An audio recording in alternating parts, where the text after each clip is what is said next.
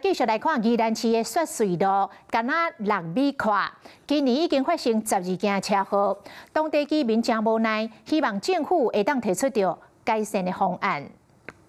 宜兰市的雪隧路路面敢若6公尺宽尔，真歹受险车，一个无张持就会造成车祸。像画面中这台车就是安尼驶入去路边的水沟啊。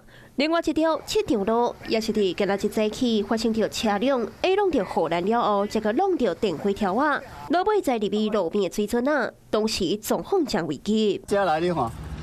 哥这哦，啊你弄这只去啊，车到7点钟。哦，车只落去下骹落就了。落去下骹落去啊，啊，阮囝搭去啊，唔得被打抓出来。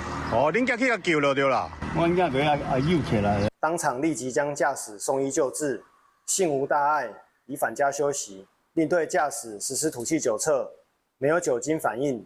详细的肇事原因仍待后续调查厘清。不少民众赛车看导航时，常常会风错去，不是主要道路的雪隧路，所以当地定出车祸。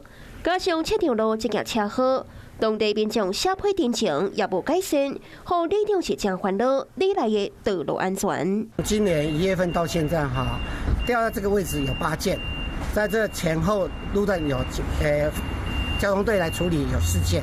加起来总共12件车祸。居民望望相关单位爱重视地方的行车安全，会当提出相关道路或者是路牌等改善方案，像讲将路面的宽度至少拓宽到8公尺宽，或者是禁止超过17吨的大车驶入来等，较袂一直发生车祸，对居民的安全造成危害。